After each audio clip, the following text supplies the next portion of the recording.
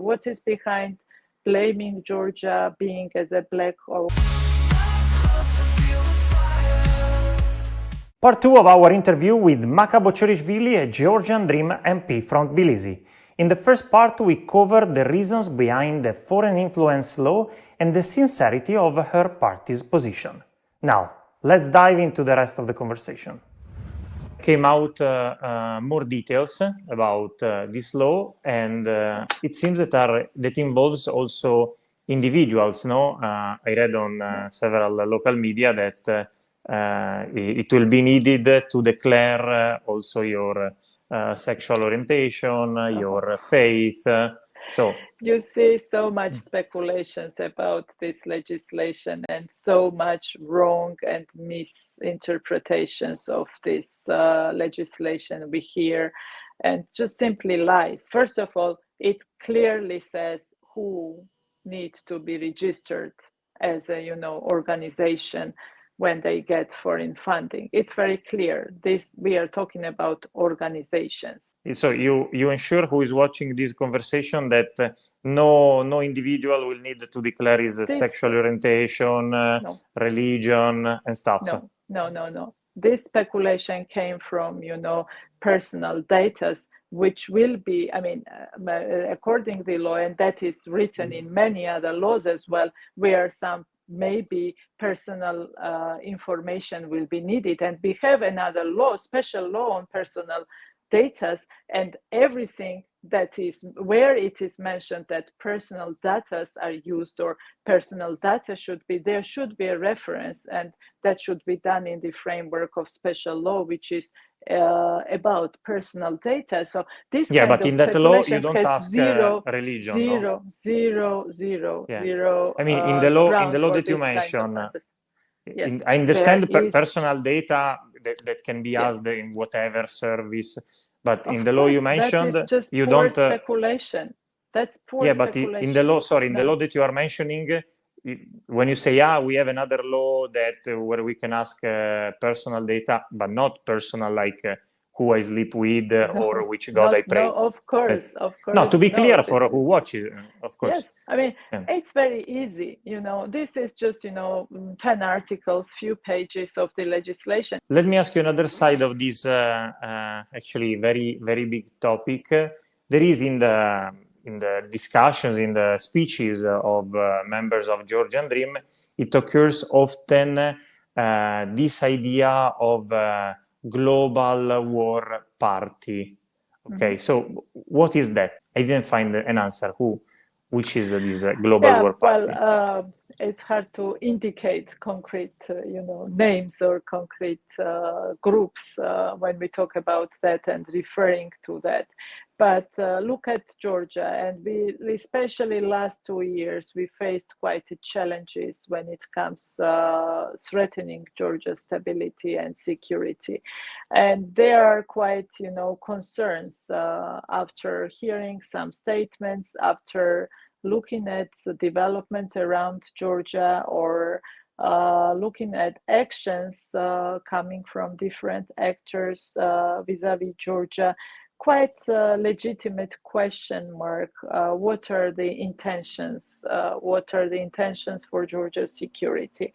And unfortunately, we have to be careful twice more in this situation. Georgia is not member of NATO, and Georgia is not member of European Union so far to be calm when it comes facing security threats.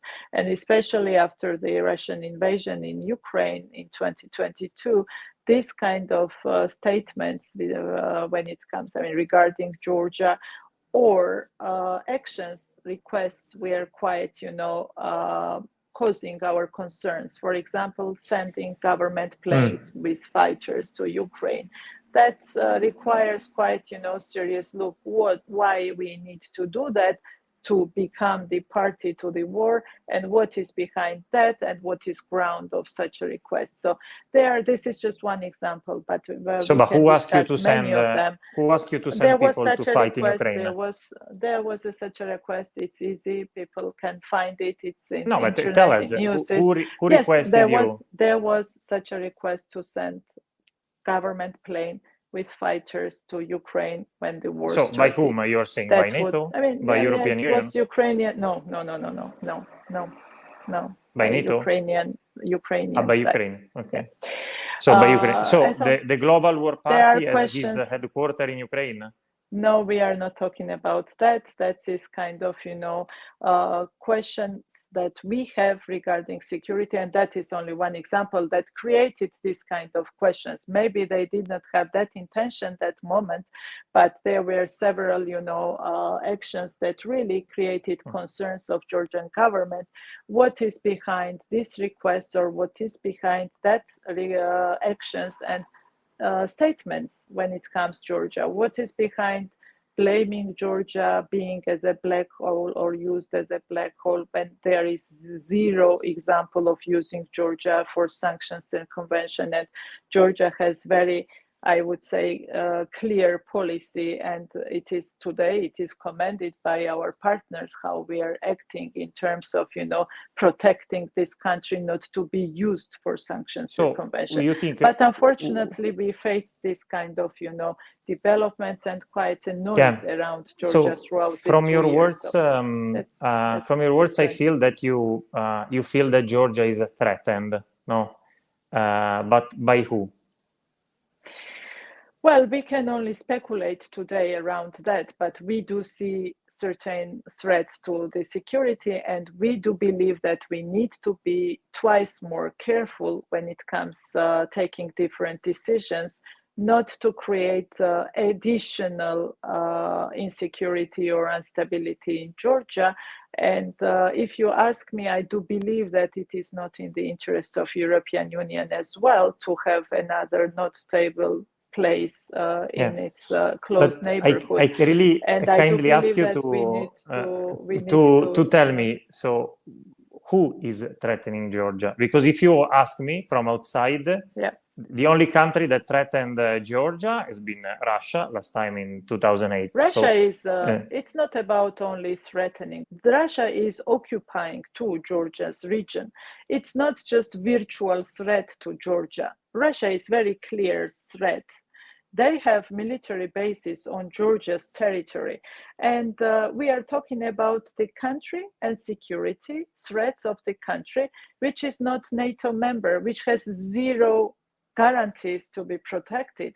And these threats are not virtual. These are very real here in this situation, yes, but in this region. Really, sorry for being pushy, but I don't understand where they come from, these risks. We can, again, we can speculate, right?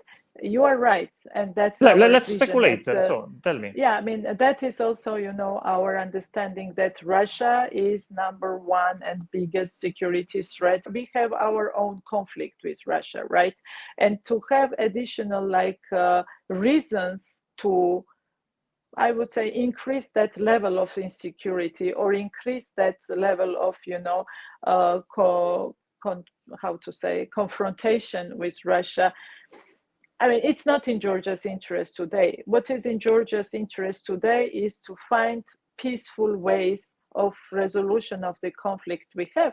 Unfortunately, we could not find it so far. We are in this process for 15 years with Geneva International discussions as with our partners participating in these discussions. And I think we do need more understanding. Georgia is not in a situation where any European country can be today. So it's quite specific, and it really needs quite specific understanding also from our partner countries. So basically, you have a very real threat that is Russia, that is occupying 2 regions of Georgia. Then you said that you had a request from Ukraine to bring troops for the war. That's it. I mean, it's already a lot, but that's it. That's a lot. And we had this situation right few days after the war started in Ukraine, where a couple of representatives of some organizations in Georgia were voicing that it would be better to see the bombs over, our sky or over Georgia, rather than be in a situation when we don't impose sanctions against Russia. We had such statements coming from some organizations in Georgia, and that is also, kind of questionable thing, because we had very clear explanation from the very beginning why Georgia can't impose bilateral sanctions on Russia, and why it has zero meaning for Russia in terms of, have but it's a legit influence. political position, no? Yes, yes, I agree. But that was heavily speculated around that, heavily in Georgia.